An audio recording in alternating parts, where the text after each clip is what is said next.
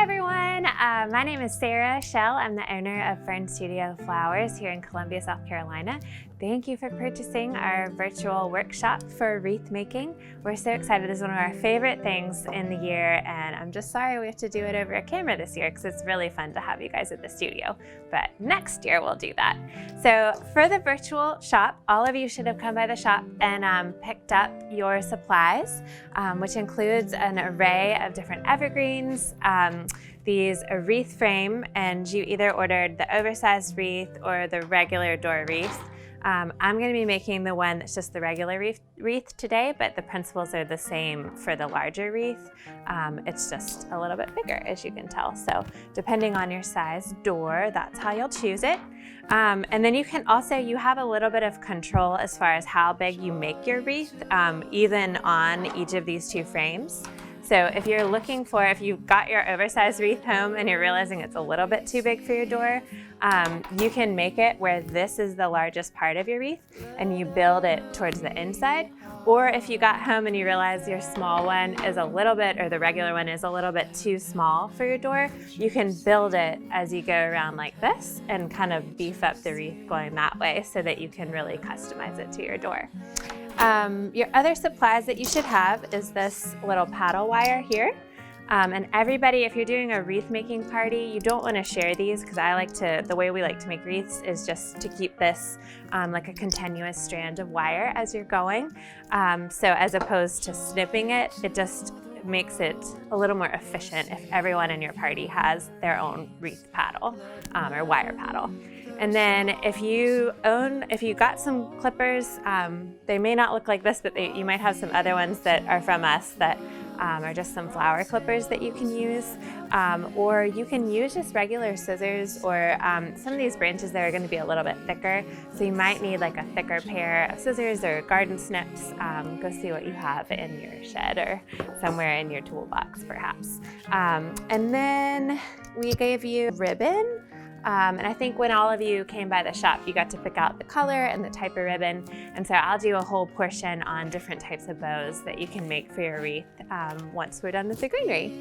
All right, so to get us started, we have a little bit of different types of evergreens, and most of it is from our local farmer here in Columbia, Floral and Hardy Farms. That's Donna out there, and she does some really beautiful evergreens. This one is my favorite. It's called Leyland Cypress. And you can see how pretty it is. It's super drapey, and it makes for like a really kind of romantic, soft wreath. And then I have sent you all some of this Fraser fir, which this is basically just the stuff off of your Christmas tree, but it smells so fragrant. I really love to work that in with the base of your wreath. And then some of you will probably have gotten some of this Carolina sapphire. It has these little golden tips. And then also just this pretty holly to add some accents to your wreath. And there might be some other assortment of greenery in some of the bundles that have come home with you. Just work it into your wreath however you like. Everybody's wreaths end up looking a little bit different, which is really fun. So just pick out the greenery that you're inspired by. If you want all Leyland Cypress in yours, just build it that way. Or you can add a little bit. I like the mixed greenery, so I feel like it adds a lot of texture and makes it a little bit more special. Okay. So to get started, the way that we like to work with wreaths is in like little clusters. So you're almost making like little bouquets to go along the edge of the wreath. So I usually take a little bit of this Fraser fir to begin with. And what you want to do is kind of find like the pretty ends are going to be like the ones that you want all sort of facing up together. And you can go down a branch and kind of clip where the end meets another pretty portion. So then you can't really, when you're putting it in the wreath, you don't really see where you clipped it as much, versus if you put it in like this, then that's not quite as pretty or soft. So I'm gonna start with a little bundle like this. So you see what I did where I just clipped the Fraser fir like that.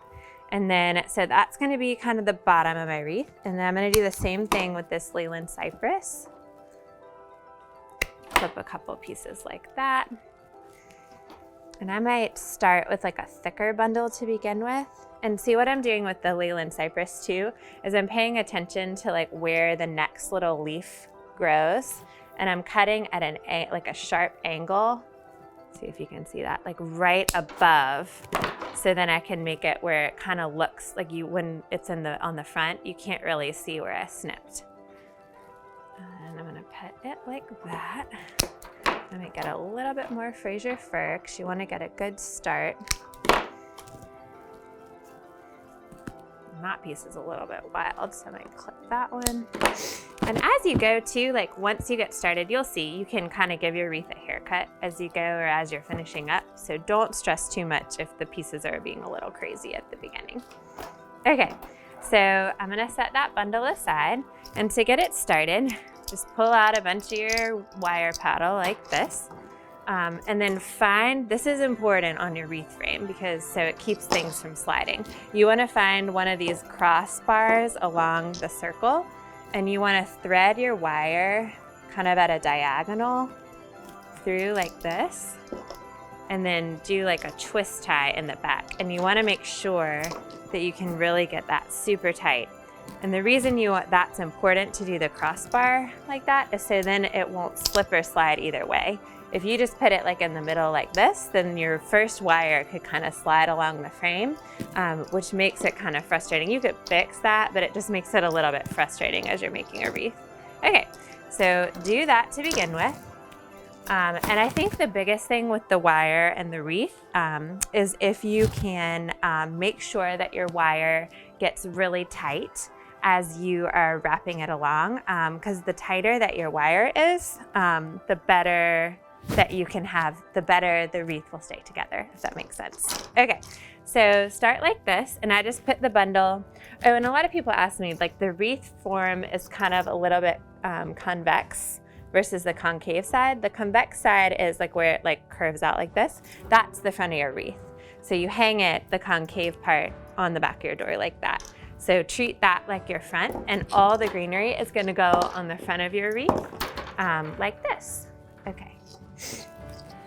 So I just put my little first bundle right on top of where the wire, you can see like about where the wire is positioned on, like if you're looking at it from the back, the wire's here, and I put it down a little bit. So I have this whole bundle right here, and then I'm gonna take my wire paddle and just go around, and this is where you wanna make sure you get it really tight to start.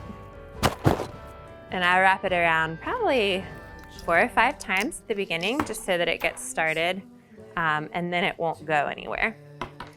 And then the way that you start working your wreath is we're just gonna take little bundles like that and cluster them on top of each other, and they all, at least in this style wreath that we're making, they're all gonna go the same way so that you can cover up these stems right here as you're going along the form. All right, so do the same thing. I'm almost getting ahead of myself. I'm gonna start with the Fraser fir over here. Clip.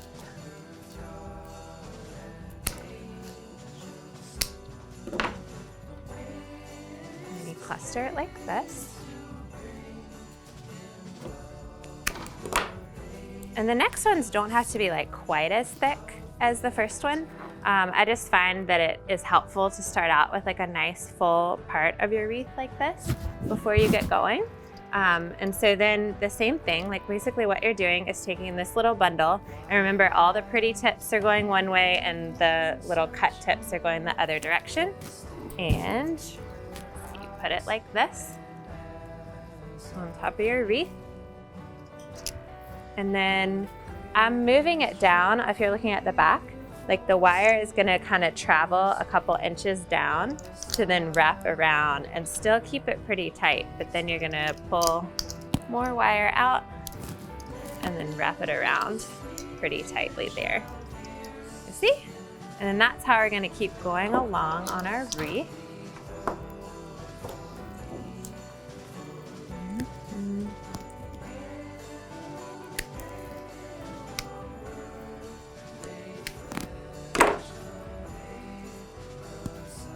So I like the Leyland cypress and the Fraser fir to begin with.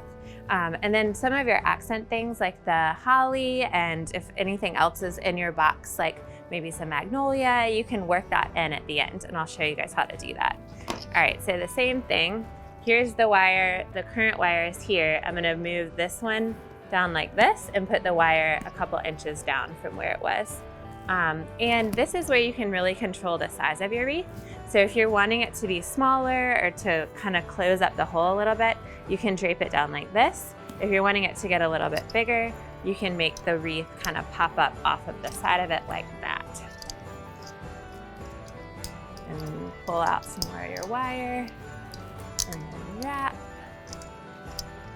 like that.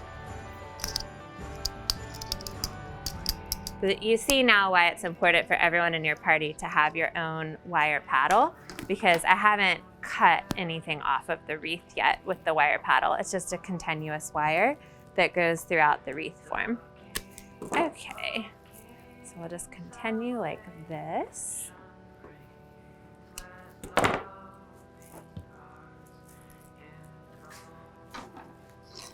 And the same thing, just doing some clusters. And don't worry too much, like if you have, if you're getting a few little holes anywhere, you can come back later and you'll have a wire framework where you've already put the wreath on, or where you've already put the evergreen on, and you can stick some additional pieces in the wreath to cover up the holes.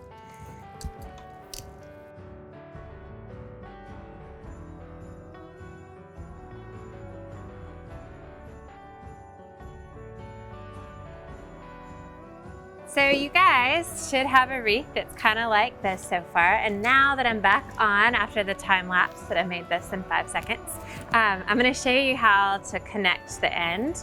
So this is where I've come all the way around. Here's my beginning cluster right here.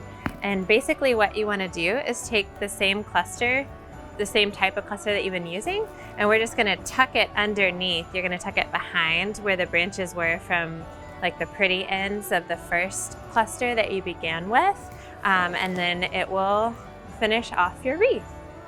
Right. So you should still have the same little wire paddle, and we're just going around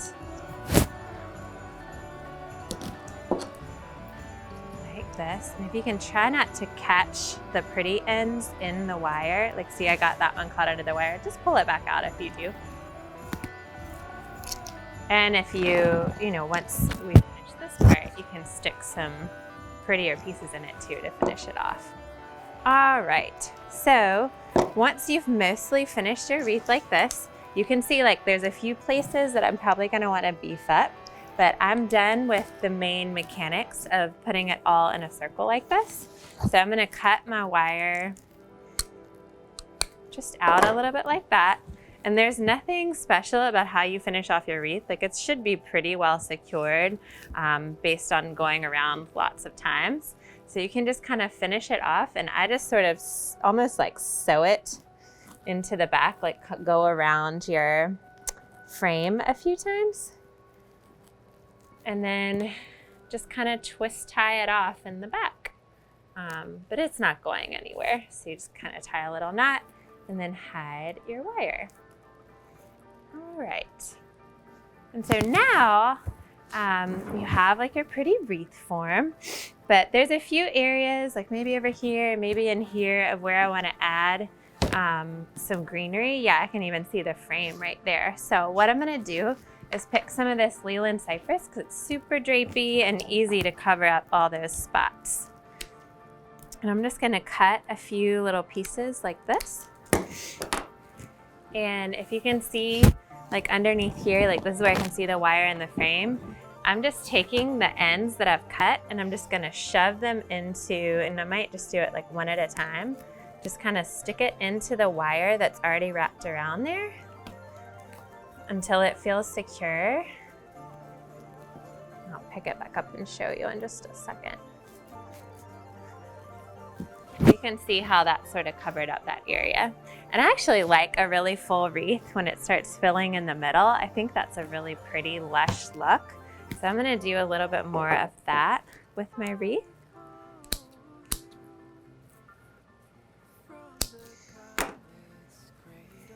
And just find some places that need to be beefed up a little bit.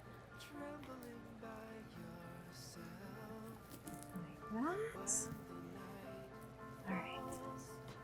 So now that you know that principle, I'm gonna pause the video again and finish beefing up my wreath, and you can do the same over there, and then we'll come back and I'll talk to you a little bit about adding the accent pieces and also how to make bows.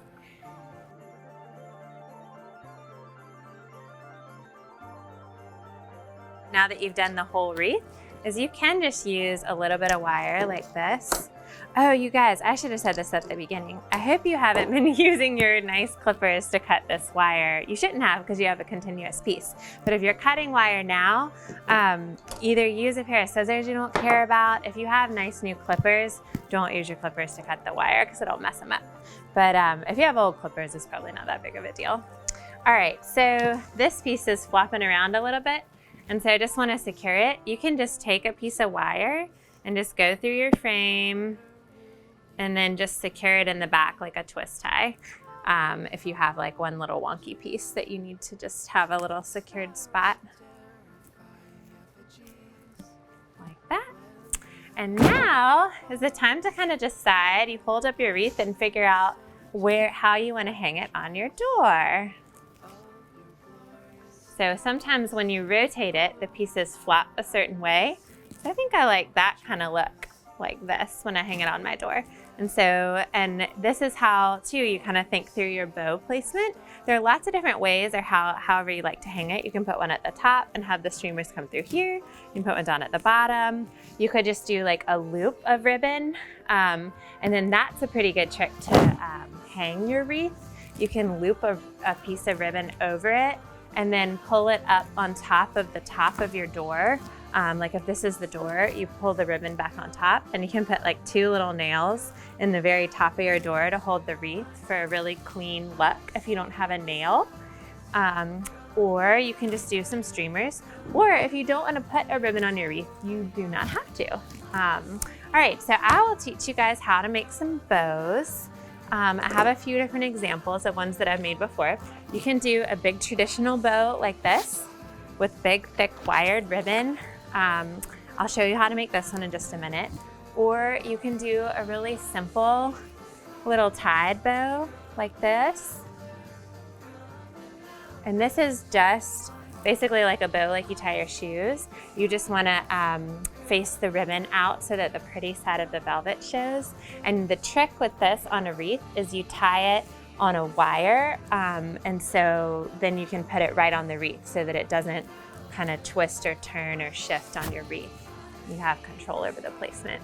And then this pretty one actually is from Anthropology that I got a few years back, but you can make a bow out of the wired ribbon. You can do a more similar shape to this versus something like this, because that's a pretty simple, it's just loops of wired ribbon like that. So I'll show you guys how to make the wired ribbon one, because that's the most complicated. And one tip that I've found that works really well to holding your ribbon is to use a pipe cleaner. I just have green ones today, but you can get a red one, like on the back of this bow, so that it blends in a little bit more. But the green will blend with your wreath.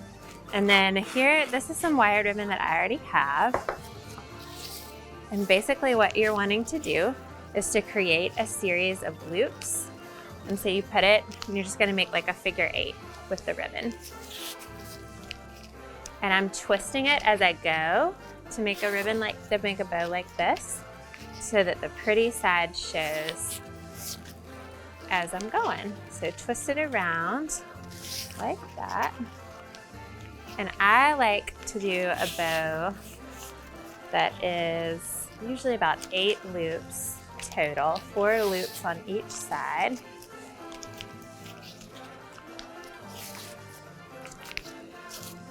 And then you'll need a little pair of scissors to cut the end, like that. And then I've just pinched it in the middle. And you can hold it and then put your pipe cleaner on it. And the pipe cleaner just makes it grab the ribbon really tightly, so it's less likely to shift. You just twist it. And then you now have a little end that you can attach to your wreath. But so it looks kind of funky like this at the beginning. You have to manipulate it and play with it for, I'd say, a few minutes before you can get it to look exactly how you want. So just kind of roll the ribbon loops out like this.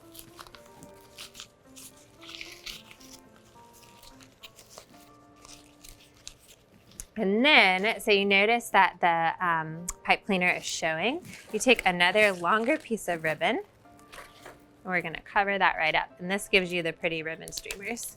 And you can either, if you like the look of like a big knotted part like that, you can do it like that. Or you can just put the flat part of the ribbon like this. And that's a similar way to kind of how this bow was made too, to cover up the pipe cleaner. So I'm just gonna do a flat part like this. And you find just the front of your bow like that. And kind of go down and tie it in the back where the pipe cleaner is.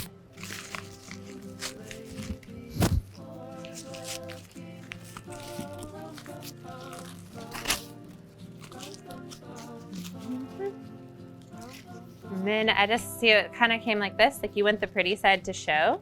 So you do like this, and we're gonna have to fluff up all the ribbon. So we probably should have done this part first before you fluff up the pretty bow part, but you just do it like this. And then you can pull out each of your bows like that. See? And then you can take it to your wreath. Let's see, this might be pretty at the top. I think that's where I decided. And so you take your pipe cleaners and you're just gonna kind of try to feel through the wreath and stick it straight down through the back of the frame.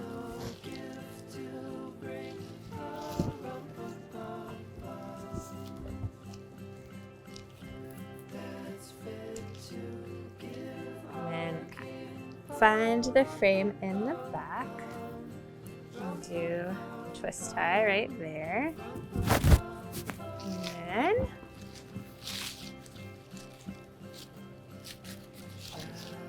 you can tuck the greenery around it. Ta-da! And then you can go hang it on your door and see how it hangs and kind of finagle it a little bit once you get it up on the door and make sure all the pieces are going the way that you want. Now that you have your bow on, I actually forgot to tell you guys about how to add the accent pieces of like the holly or the magnolia or some of the other textural elements you can add to your wreath. Mostly because I'm a traditionalist, and this way with my wreath, I really like it when it's just like a big full evergreen. So if you're that way too, do not feel like you have to add things just because they came in your box. But if you want to add some textural items, I actually would do that maybe before you put a bow on. So I'll show you another way that you can do a wreath. So that's one way to do a bow. And now that I have this big fluffy wreath, you can take some of your holly, and basically what you want to do is cut some of these pieces where you have like a long stick like this, where it allows you to just stick it in and weave it around. And you can think about the composition of your wreath too. Like if you would like to put holly like all throughout your wreath, you certainly can do that. And the way that you're adding these is going to be similar to how we added those last few longer pieces. You're just gonna cut some of your wire and add them in like a twist tie, just so that you secure it as you go.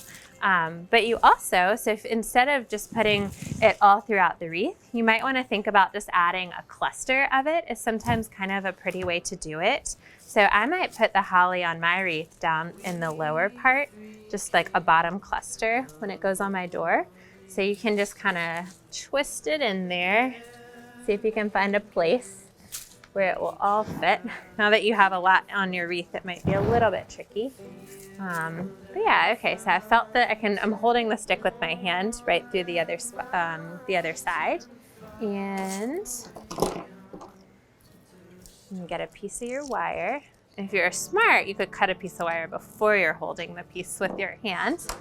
But you don't need a very long piece, just maybe like 10 inches. And you're basically gonna just go in through the back like this, or you could go in through the front if that's easier to see. But you're mostly just trying to get the branch secure on your wreath. And then just do a little twist tie on the back.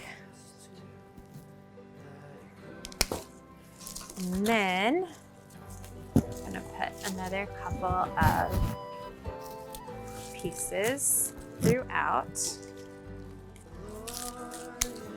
And this little holly is simple to use because you can just put the pieces together and it has like a nice long stick.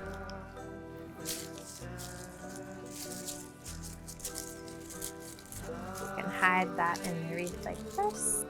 And let me find my wire. It's easy to lose things in all the greenery. So cut a couple pieces. I'm gonna go ahead and cut a few pieces for the clusters. And then you just want to thread it through and secure it in the back.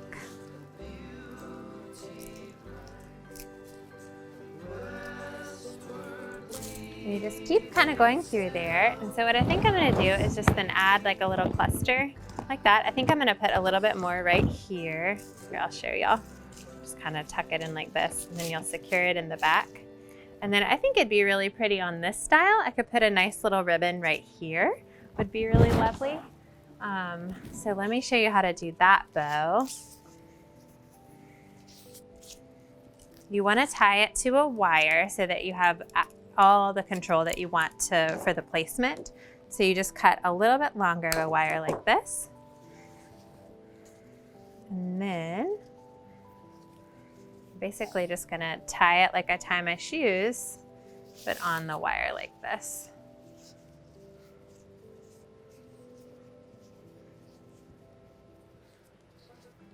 And when you're tying your bow, you wanna flip the side that is the pretty velvet so that you see that on the outside like this.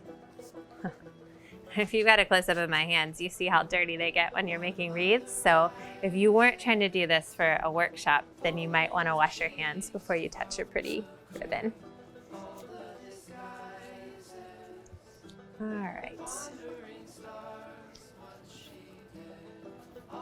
So you can see like it's kind of messy right now. So you have to work with it a little bit to get it to go to the right side so that you see all of the pretty parts of the velvet. And so I'm just sort of twisting it around and gradually getting it to go in the direction for a pretty floppy bow. But now you can see why it's important to put it on the wire, because to tie that onto the wreath would be a lot more manipulation you have to do for the ribbon to get it to lay exactly as you wanted. So I'm gonna tie it, put the ribbon right here at the base of my wreath. You just thread it through.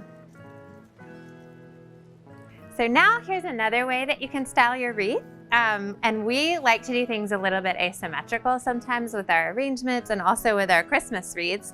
So if I hung this on my door, I'd probably hang it with the bow a little bit to the right like that. And so it's a nice kind of asymmetrical balance. And it's got, you know, the clusters of your specialty items down at the bottom, and then it's a big full evergreen wreath for your door. So this is another way you can do it besides just the traditional big bows. And you can do the same sort of placement, but more on the top if you want to. Just kind of think through what you like and the look that you like, and also how it relates to your door and your front porch. And that wraps our wreath workshop here at Fern. Thank you so much for participating. If you have any questions, please call, or you can send us a direct message on Instagram, and Hannah and Ashley are here and can answer any questions that you have. Thanks again. Happy holidays, everybody.